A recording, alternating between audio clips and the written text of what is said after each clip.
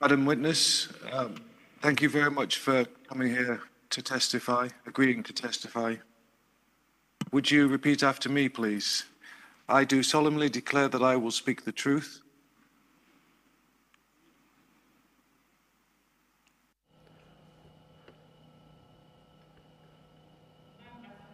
I solemnly declare to speak the truth. Then nothing but the truth.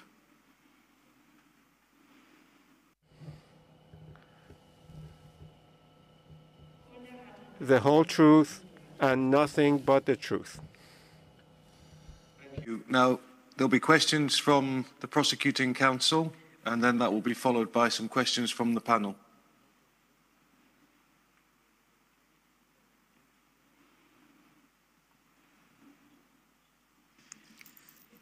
Thank you, Ms. Witness. Counsel.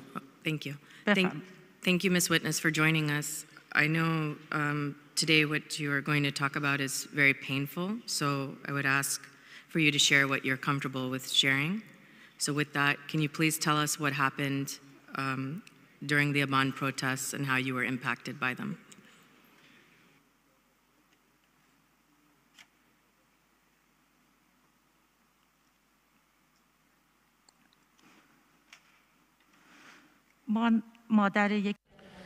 I'm the mother of one of those killed in Aban 98. My son in Aban 98 took part in the protests in order to oppose atrocities in Iran and corruption in Iran. He used to explain to me what had happened and what was happening then, including he said that there were some trained forces who were using some torches to burn the banks, and they frightened people and then they attacked the banks with those torches. Or I myself witnessed that some plainclothes officers were staying in cars without any emblem. They were all armed, and they got off the car and they scattered and they went to different locations, and they were advising each other with loud voice, or someone advised them in a loud voice to shoot whoever they would see. Or I witnessed a sniper who was on the top of a high-rise apartment building and aiming at people. My son, on Monday, 18th of November, when he came back, when he was coming back home, he was arrested by plainclothes officers. As a result, he did not come back home at night. I was really worried about him.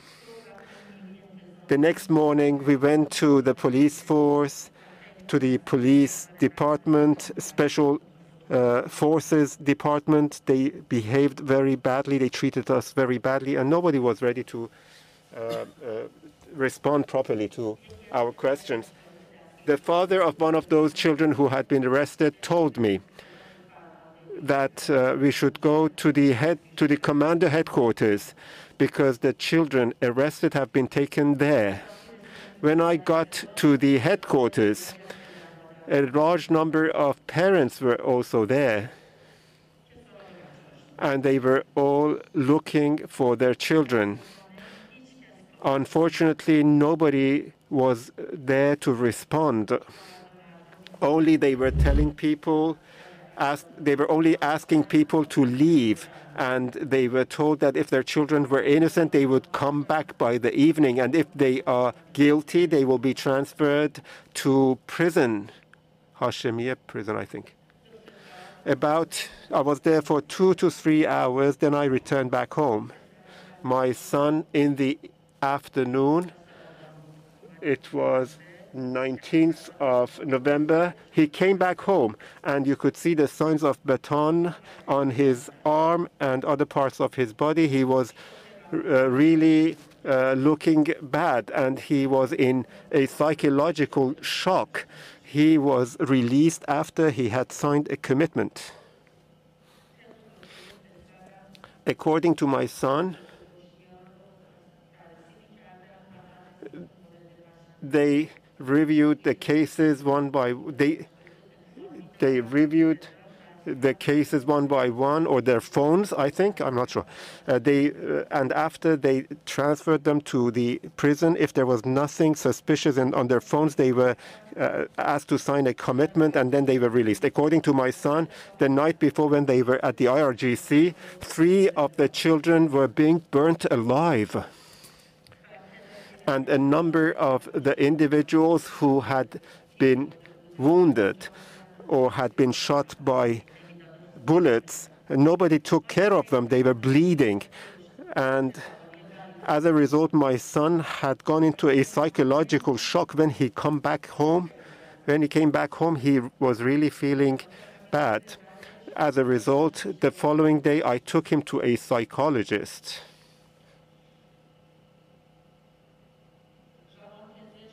The psychotherapist, he did not, the psychologist could not do much. And he just said that there is a possibility for him to commit suicide. So some medicine were prescribed for my son. And the psychologist or the psychotherapist said that if he doesn't get better in the following days, then take him to a psychological hospital and hospitalize him. After I came back from the doctor, my son told me that during the protests, I have been in the films taken in the protests. They will review the films and they will come back looking for me. So take me somewhere else. It was then that we took him to some other place. One of his pills was unavailable. We were looking for his tablet, his medicine. The following day, we were close to the Red Crescent building. There were protests there. They either fled the scene or they got injured or killed. They were then put into certain unmarked cars and they were taken away. The psychological pressure was so high on my son that on 1st of Azar, 98, that is about 11, 12 days after this incident, he hanged up himself, and he committed suicide. In his note of suicide, he said that he could not tolerate so much pressure anymore. And we have been called, and we were called then to go and take the body. The body had been taken to the morgue, to the cold store. It took 2 days for them to hand over the body to us. They asked us to sign a commitment to receive the body. In the paper death certificate, it was written. On the death certificate, it was written,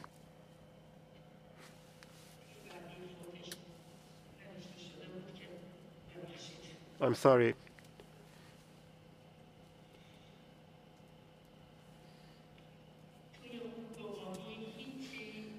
On the death certificate,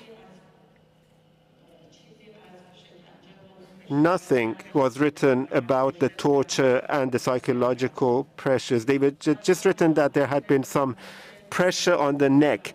They asked for a commitment for us to sign that we only hold a very simple ceremony, and a small number of people should attend the ceremony. And we should have not write anything on his tombstone. We did according to what they had asked us. In the burial ceremonies of my son, 2 women with full cover came and visited us and asked us to be careful how we behave. The threats continued, either through text messages or via telephone until I took a complaint to the court. Unfortunately, despite going to the court several times, nobody answered. And in the end, the case was closed. I appealed, I objected. Each time I went to the court, they said that your appeal, your objection has not been registered in the system. In the end, the court security department threw me out. And they threatened me that in order to safeguard the lives of my other children, I should not chase the case anymore. And for the fears that I had,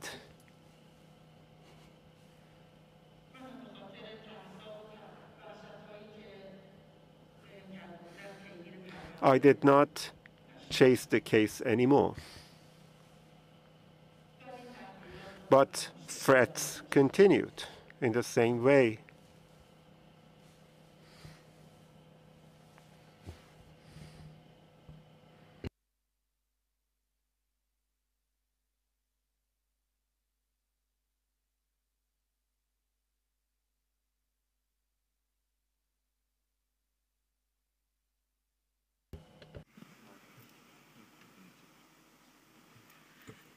Can you tell us a نه little? صحبتم تموم شد. No, I finished. I have just one clarification question for you. Can you, when you went to file your court case, tell us a little bit more about your interaction. Did you talk with a prosecutor? How was that process for you?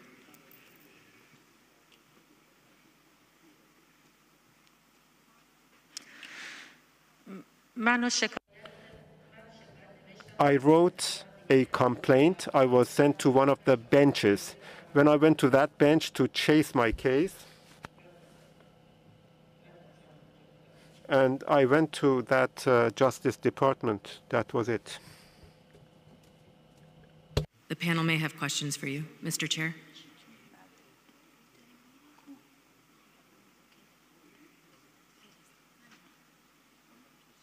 Justice Yacoub?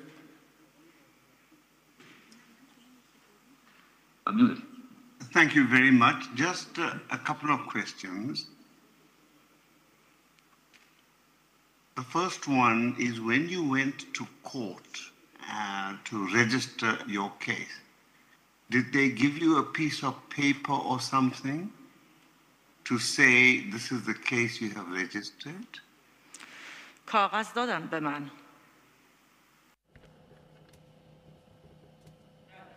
Yes, they did. I registered my complaint in the Judicial Services Department. I took the paper and I saw the paper. They used to see the paper, but they said that there was nothing registered in the system, in the computer system. But Do you have the paper?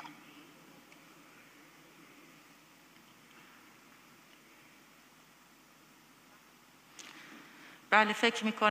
yes, I think I still have it. It should be in my documents. I should look for it. If you want, I can find it and send it over. I think, and maybe they have also taken it from me. I think the prosecution has taken it from me, but if you want it, I can take it back. I can send it over again, and I may also take it from the Justice Department. For you that your name will not be mentioned in whatever we do with that paper, right? But we would like to see it anyway. The only one more issue, did you ask them why they wanted a simple ceremony, few people, and no writing on the tombstone?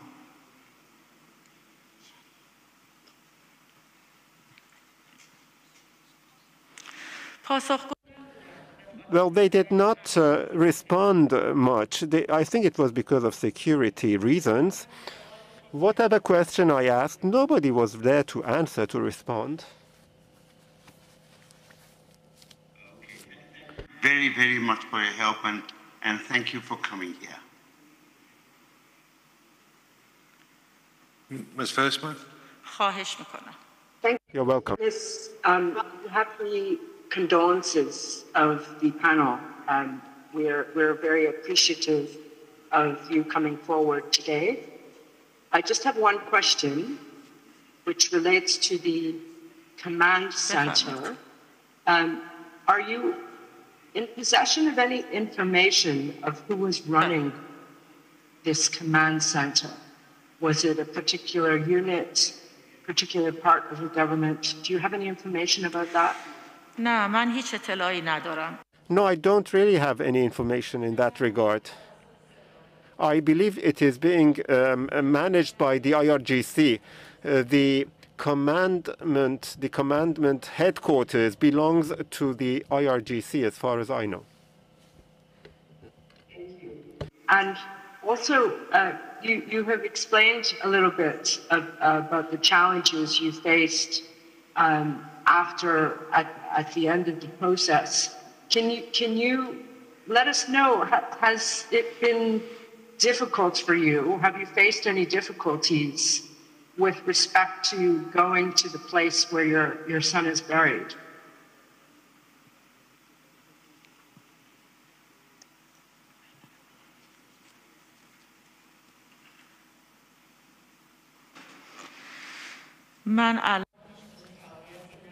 I don't have any activities right now because of the fears that I have and also the threats I have received.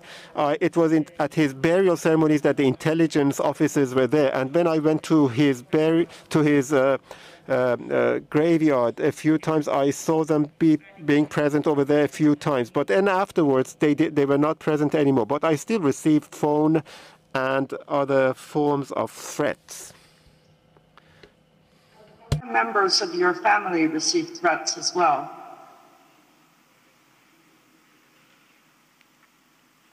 بله. Yes. Yes, they have.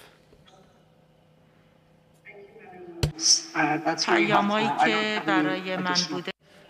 The messages that I have received and the threats that I have received have been similar to the same threats that my family members have received.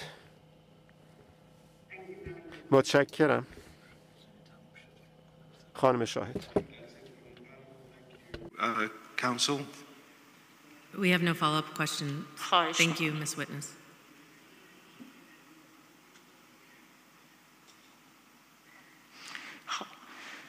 خواهش میکنم. زنده باشید و خدا نگهدار.